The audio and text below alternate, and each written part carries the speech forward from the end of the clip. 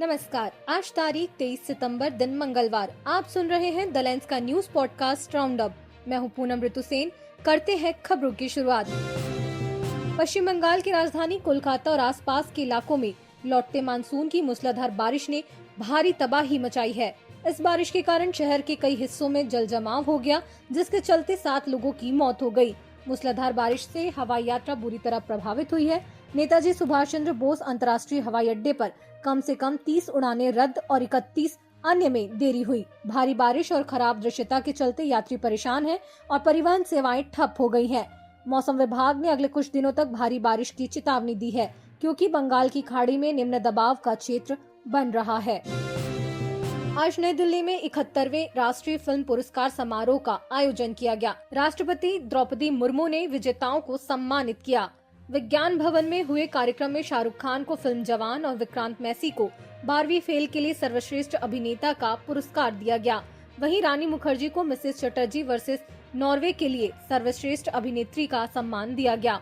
Malayalam cinema के दिग्गज मोहनलाल को इस साल दादा साहेब फाल्के पुरस्कार से नवाजा गया। बता दें, 2023 के इन पुरस्कारों की घोषणा 1 अगस्त को हुई थी और कोरोना के कारण 2 साल की देरी से यह समारोह हो रहा है।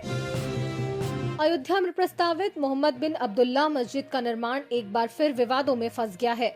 आरटीआई से खुलासा हुआ है कि अयोध्या विकास प्राधिकरण ने मस्जिद की निर्माण योजना को जरूरी अनापत्ति प्रमाण पत्र यानी एनओसी न मिलने के कारण खारिज कर दिया। स्थानीय पत्रकार ओम प्रकाश सिंह की आरटीआई से ये जानकारी सामने आई है।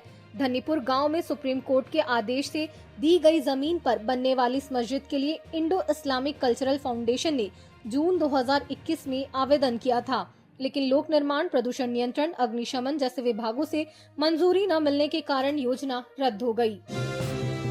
दिल्ली की रोहिणी कोर्ट के प्रधान जिला एवं सत्र न्यायाधीश गुरविंदर पाल सिंह ने पत्रकार परंजय गुहा ठाकुरता और न्यूज लॉन्ड्री की अपील को उस जज के पास भेजने से इनकार कर दिया, जिन्होंने अडानी के खिलाफ रिपोर्टिंग पर लगे एक तरफा गैग आदेश को 4 अन्य पत्रकारों के मामले में रद्द किया था। न्यायाधीश ने कहा कि चूंकि परंजय की अपील पर दलीलें जिला न्यायाधीश सुनील चौधरी के सामने पेश की गई थी, इसलिए मामला उनके पास ही रहेगा। सुनवाई के दौरान परंजय के वकील अपार गुप्ता ने 2 जजों के आदेशों में विसंगति की आशंका जताई, लेकिन प्रधान न्यायाधीश ने कहा कि दूसरी अदालत का फैसला देखने के बाद ही अपीलीय अदालत निर्णय लेगी। सुप्रीम कोर्ट ने आज टिप्पणी की कि अब समय आ गया है कि मानहानि कानून को अपराध मुक्त किया जाए। यह बात कोर्ट ने फाउंडेशन फॉर इंडिपेंडेंट जर्नलिज्म की याचिका पर सुनवाई के दौरान कही, जिसमें द वायर न्यूज पोर्टल और इसके पॉलिटिकल एडिटर अजॉय आशीर्वाद महाप्रशास्त को जारी समन रद्द करने की मांग की गई है। इस मामले में जस्टिस एम.एन. सुंदरेश और सतीश चंद्र शर्मा की बेंच ने जेएनयू की पूर्व प्रोफेसर अमिता सिंह को नोटिस जारी किया है।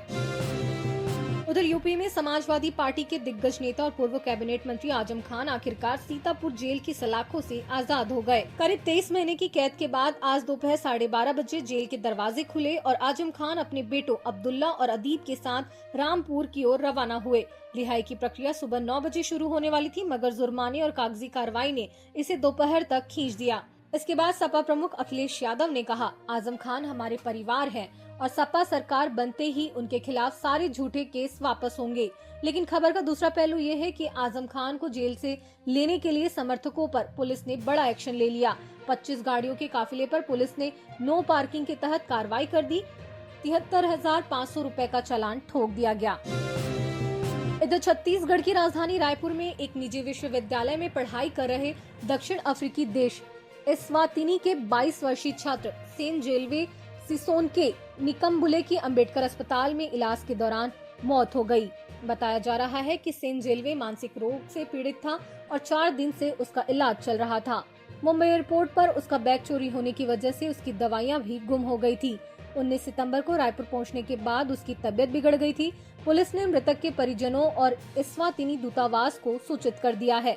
पोस्टमार्टम के बाद शव परिजनों द्वारा अधिकृत 2 छात्रों को सौंपा जाएगा। और आखिर में खबर जरा हटके में बात व्हाट्सएप से जुड़ी। अगर आप व्हाट्सएप के ग्रुप चैट्स की लगातार बजती नोटिफिकेशन से तंग आ चुके हैं तो तैयार हो जाइए, क्योंकि व्हाट्सएप ला रहा है आपके लिए एक धांसू फीचर। अब आप ग्रुप में @everyone मेंशन को म्यूट कर सकेंगे, यानी वो झंझट भरी नोटिफिकेशंस को कह सकेंगे अलविदा। एक ताज़ा रिपोर्ट बताती है कि ये फीचर एंड्रॉइड बीटा वर्जन में नजर आया है।